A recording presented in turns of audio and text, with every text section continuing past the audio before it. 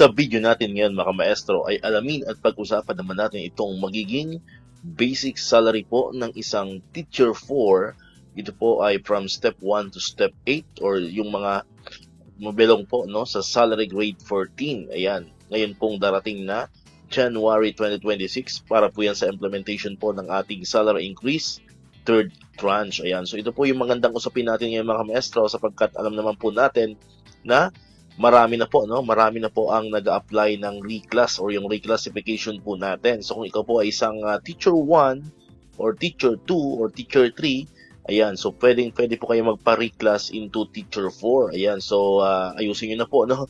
So ayusin niyo na po yung mga requirements po ninyo, yung inyong pong check niyo po ang inyong qualification standard, ano po, kung kayo ba ay papasa ano po dito sa atin pong teacher 4 na kung saan po ang inyong magiging salary grade po ay salary grade 14. Ayan, so ito po ang inyong magiging sweldo, ano po, if ever po kayo ay magtagumpay, ano po, if ever po kayo ay makapasa at kayo ay ma-appoint, ano po mga maestro, bumaba ang inyong appointment as teacher 4, so kayo po ay magkakaroon ng salary grade 14 na sweldo, ano po mga maestro. Ayan, so ito po, no, ito po yung ating third tranche, ayan, for salary grade 14 or teacher 4, ayan. Or kung sa outside DepEd naman mga maestro, kayo po ay kabilang sa salary grade 14, ito po ang inyong magiging sweldo ngayon pong darating na January 2026. For step 1, ayan, 38,764 pesos. Ayan. For step 2, salary grade 14,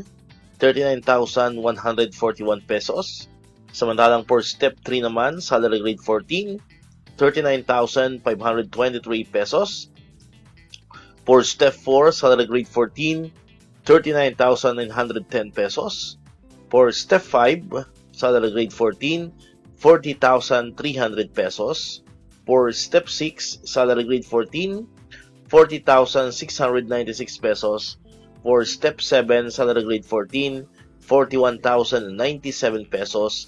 And for step 8, salary grade 14, 41,503 pesos. So muli po, ito pong mga binanggit po natin ng mga amount ay hindi pa po dyan kasama yung mga deductions po sa atin pong tax, sa atin pong PhilHealth, ano po, at iba pang mga kinakaltas po sa atin pong basic salaries. Ito po yung basic salary po natin na wala pa po siyang bawas, ano po mga kamestro, wala pa po siyang deduction. Ayan, so muli po, ito ay para sa teacher 4, ano po, na most probably bago matapos ang taon ay may ma-appoint na.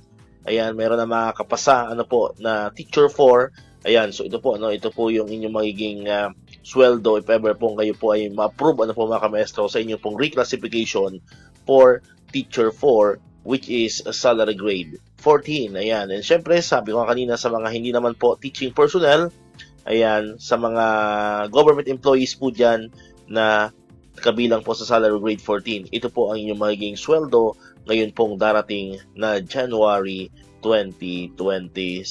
Alright, ayan, so dito ko natatapos itong ating video ngayon mga kamaestro.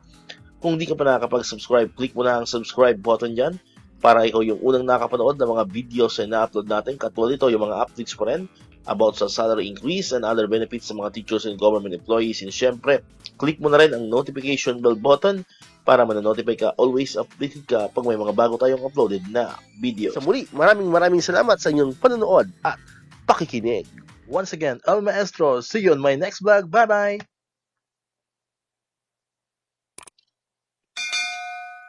1, 2, 3, come on!